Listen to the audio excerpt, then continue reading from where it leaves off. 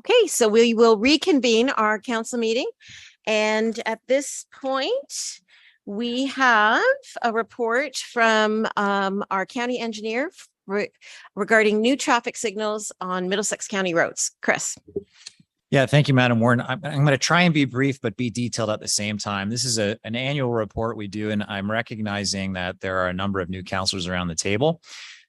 We were hoping to do our road intersection safety visioning session this morning, but just trying to line up a number of speakers, we deferred that to February. So I was hoping this report was going to follow that presentation. Unfortunately, it's just the timing for us to be able to coordinate with Treasury for capital programming.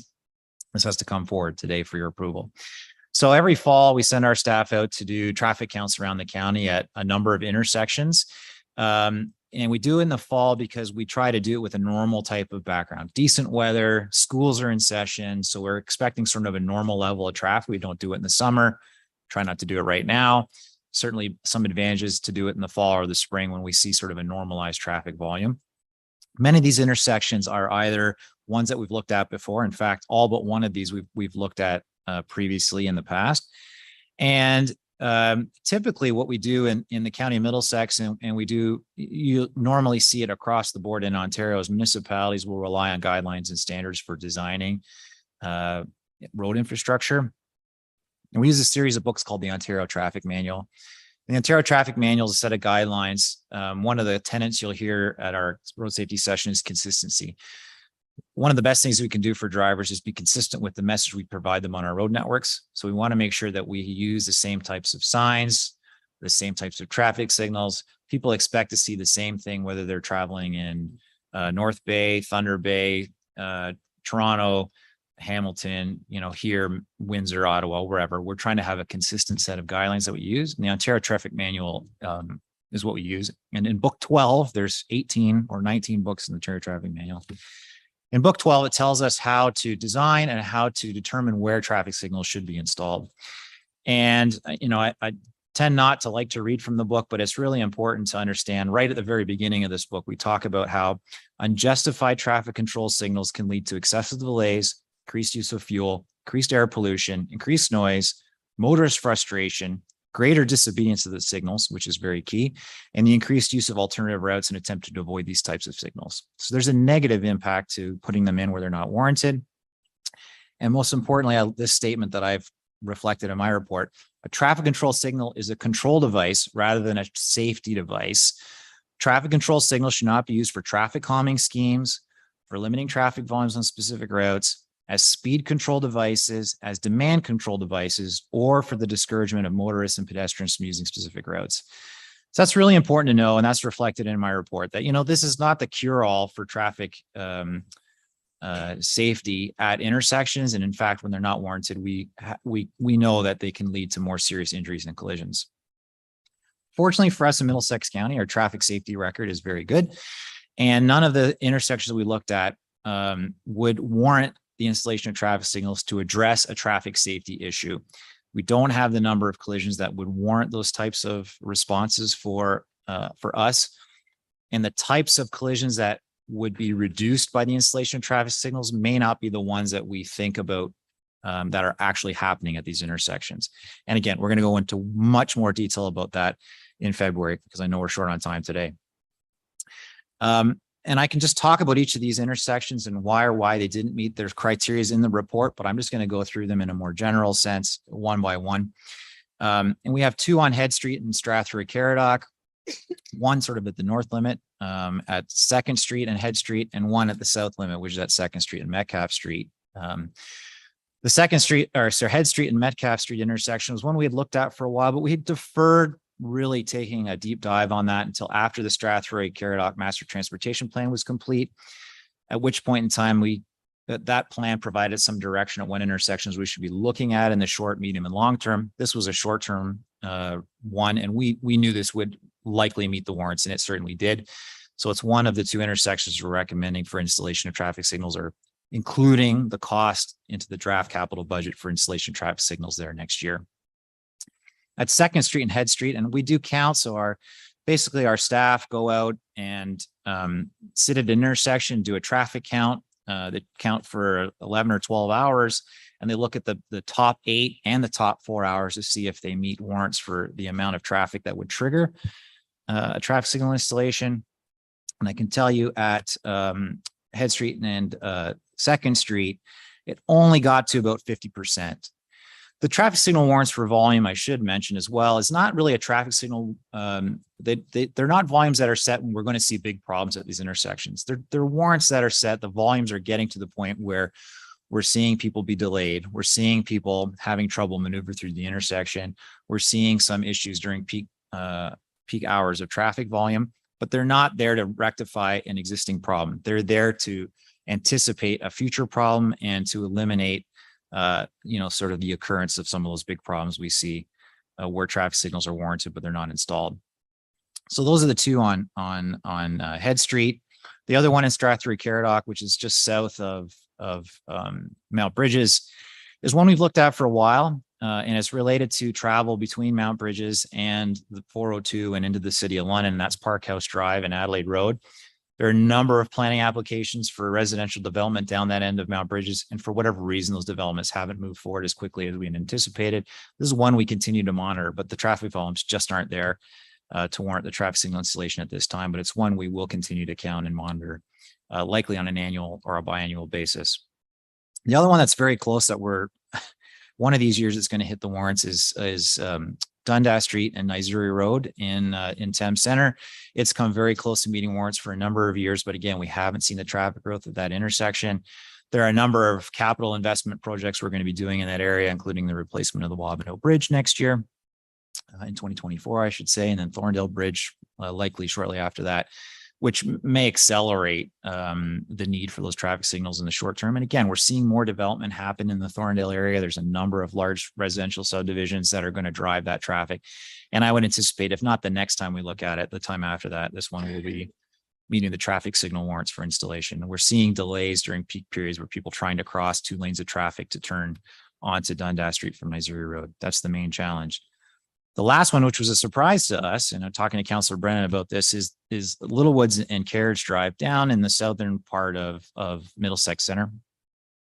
And it's the primary access point, I would say, between the Thames Territory and the City of London. And we've seen a proliferation of commercial development just inside the boundary of Oneida on the Thames. And with the rise in gas prices and the demand for other goods, we've really seen a jump in traffic volumes, not just in this intersection, but at other intersections around those areas. So again, we're going to review those, talking to the councillors from Strathroy-Caradoc. It's driving up the volume of traffic at Longwoods and Melbourne Road. So that one's high on our agenda again to look at in the near future. But that's another one where we're seeing a number of collisions. I wouldn't say they'd be prevented from this traffic signal, but again, it's people being impatient, people misinterpreting a 2-way stop for a 4-way stop and some other specifics to that particular intersection. But it certainly well exceeds the warrants for traffic signal installation. And therefore, I'm recommending that other intersection be included in the roads capital budget for consideration in 2023. And with that, Madam Warden, I would be happy to answer any questions. Okay. Thank you, Chris. Questions on this? As Chris said, this will be a report that you'll become familiar with as the years go on, but certainly does often generate discussion. So any questions or comments on that? Okay. Seeing none, then I would, where's my, no, I don't even have it in front of me. The motion in front of us is that the installation of traffic signals at the intersection of County Road 13, which is Metcalfe Street East, and Head Street, and the intersection of County Road 15, Carriage Road, and County Road 35, Littlewoods Drive, be included in the draft 2023 capital budget for consideration by the Budget Committee.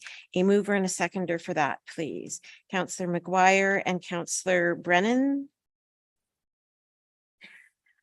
All in favor? And that's carried.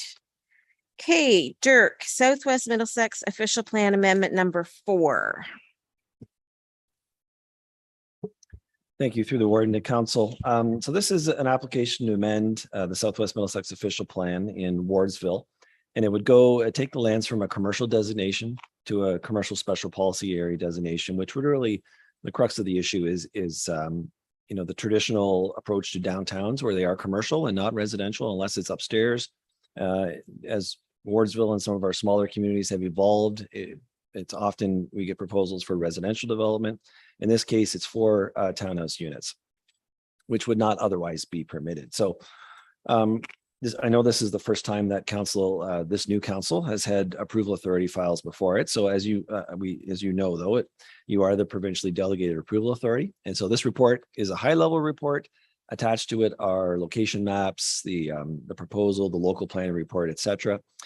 My report also does, for your reading, go over the provincial policy statement, the county's official plan, and Southwest Middlesex's official plan.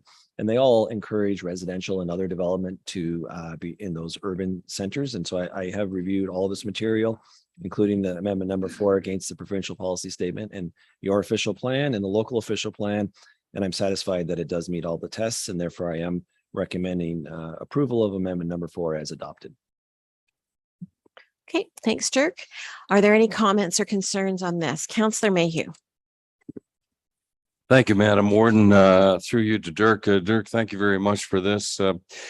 Wardsville, I appreciate when planning look beyond the black and the white and examine some of the gray sometimes, Dirk, and I think you've done it here.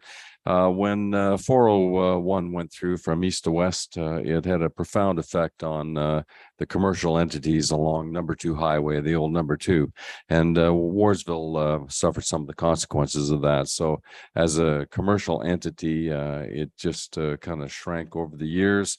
And when you mix in that 401 corridor with the occasional fire and things like that, where people don't rebuild commercial entities, it is in desperate need of development. And I think this is a good compromise here. And Madam Warden, I'd be most willing to move the recommendation. Okay, thank you for that. Councillor Mayhew's moved it. I'll ask for a seconder and we can continue the discussion. Councillor Clark. Any other further comment on this application in front of us? Okay, with that, the motion is on the floor. It's been moved and second. All in favor?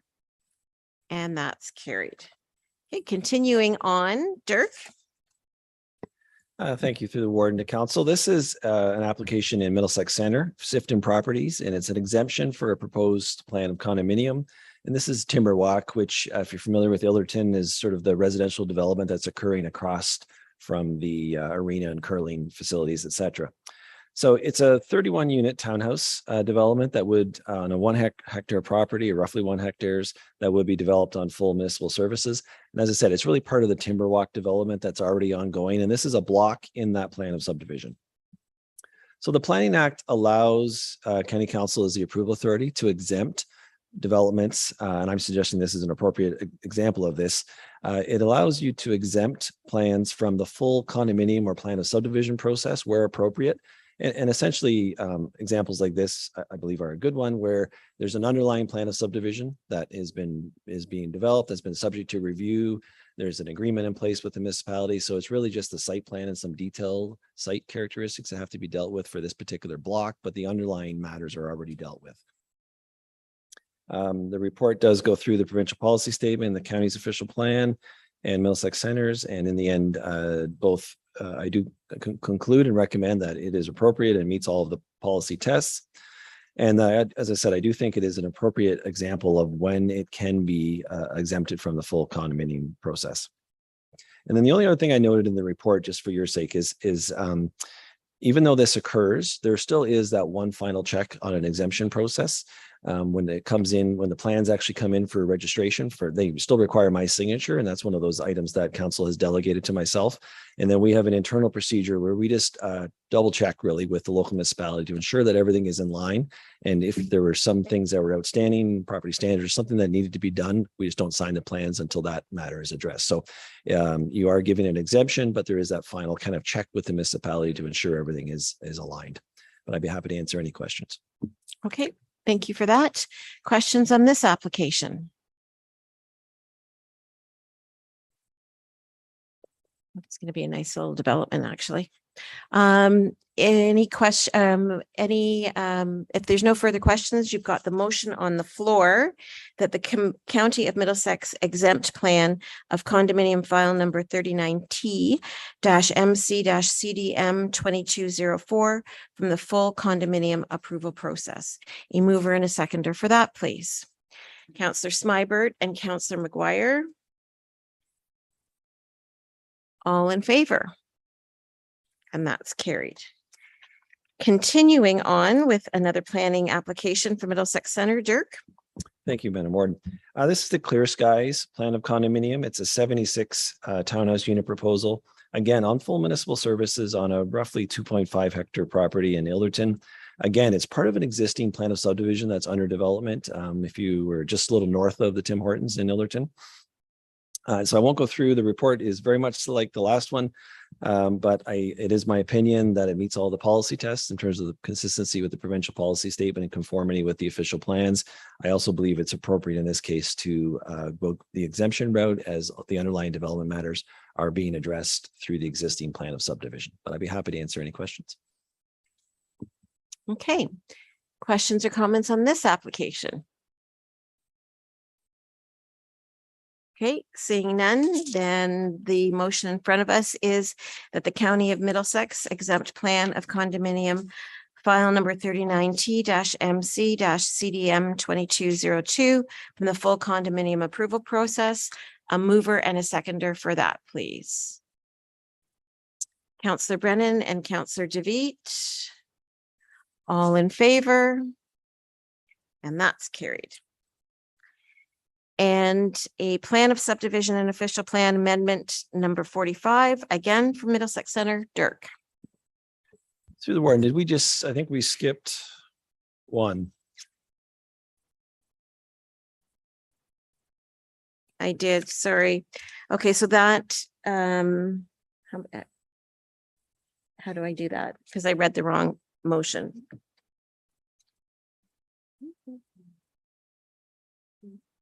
I think we just. Can the mover and a seconder, can they amend the motion? Why don't you just do it again? Why don't you just go back and do it again? Yeah, we'll just do it. It's clerical. I read the 11B5 motion when I should have read the 11B4 motion. Just go back and do B4. Okay, we'll do B4. Yeah, just read out before. Okay, so we'll do B4, which is that the County of Middlesex exempt plan of condominium file number 39T-MC-CDM 2203 from the full condominium approval process. Mover and a seconder for that. Councillor DeVitt and a seconder, Councillor Clark. All in favor? And that's carried. And then on this one, which we haven't done, which is the 2202. Right. How do you want to, I've read the motion. How do you want to do that? Just do it again. Have them talk about their. Okay. All right. Okay. So we'll table the report, or do you talk to the report? Okay, very briefly, this is the condominium development phase 2. So if you were to drive in on 14 in Kilworth, you see the first phase of this development is under construction today. It is a 92 unit townhouse development on a little bit less than 2 hectares. All 3 of these are good examples where we are seeing a different form of development within the county than we have traditionally seen of just single unit dwellings. Again, this is a block in the Kilworth Heights plan of subdivision that's under development in that entire area. So as my report does review, I believe it does meet all of the policy tests, and I think it's an appropriate candidate for an exemption from the condominium approval process. Okay. Questions on this one? And just looking for a procedural. There's no objections. Should I ask the question? Are there objections? Yes. Okay, so since we've passed it without hearing the report first, I would ask council, are there any objections to the motion that we did pass inadvertently on that? Okay, so then it can stand. Okay, all right, so then that was John and Ina. Yeah. Okay, all right, so now we're on 11B6. Yes. I may be incorrect here, but when I look at the agenda, 11B4 and 11B5 speak about the same file number on two different applications. Is that correct? Or is that wrong? One's 2203 and one's 2202. Thank you. Am I correct?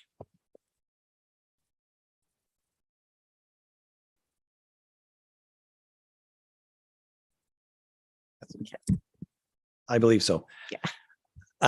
So, and I should say that Doug Stanlake, the agent for the developer, has been enjoying and is still present and has been enjoying county council today. And I'm sure would be happy to both observe and answer any questions should council have any. This is a much larger development. It's a residential plan of subdivision on 50 acres, 20 hectares at sort of the west end of Komoka. It would create 166 single unit dwellings, and then a number of blocks for medium density residential development with of course, we don't know the exact details of those, how those blocks will be developed, but roughly 150 units is estimated. It's on full municipal services. There also is a companion official plan amendment that was processed concurrently with the plan of subdivision. And really the lands, although they are designated residential, amendment number 45 would make some changes to encourage the medium density residential blocks and appropriately designate them. Would address and recognize the proposed park. It changes the collector road and a few things like that to sort of reflect the details of the plan of subdivision. It's noted that access to the development would be from both Oxbow Drive and Komoka Road, which is County Road 16. My report outlines at a high level on your behalf, my review of the policies. Attached there were several reports, quite a few public meetings at the local process. This is a fairly large development, of course, in Komoka. So it certainly did garner community and citizen interest from nearby neighbors. And my report goes over at a high level those items. In the and I should say there were some engineering, stormwater type matters that relate to this development and the broader portion of Komoka, and that's why there was an extended processing timeline on this one. Fundamentally, in the end, I am satisfied that it meets the policy tests, and I'm recommending both approval of the official plan amendment and approval of the plan of subdivision subject to conditions to address things like the county transportation network, new entrance being constructed at developers' expense, those sort of things. The municipality, both railways, also the municipality of Strathroy-Caradoc as a landowner, kind of across the road, they have an aggregate operation. So there's a clause in there to address that, and the Conservation Authority also. So subject to the conditions, I do believe that all of the agency and ministry matters that were raised can appropriately be addressed through that final stage. So I am recommending approval, and I'd be happy to answer any questions. Okay, thank you, Dirk. Any questions or comments on this application?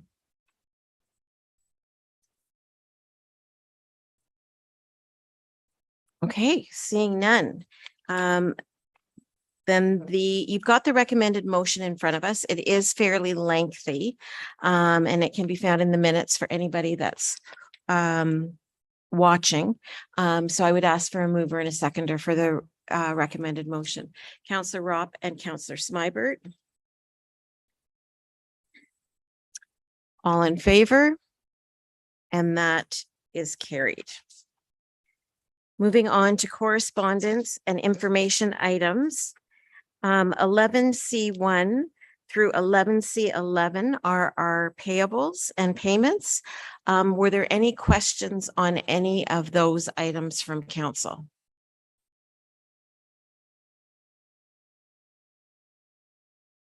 Okay, seeing none, then the motion in front of us is that that items 11C1 to 11C11 be received for information. A mover and a seconder for those, please.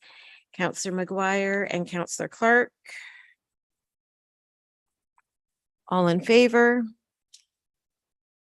And that's carried. Then we've received a number of correspondence items. I'll go through them quickly if I guess maybe I'll just ask from 11C12 to 11C21, were there any items of correspondence or reports there that council wanted pulled for discussion?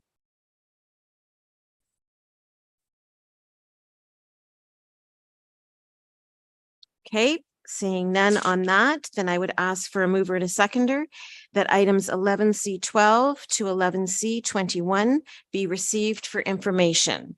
Counselor Mayhew and Counselor Smybert, all in favor? And that's carried. Any inquiries?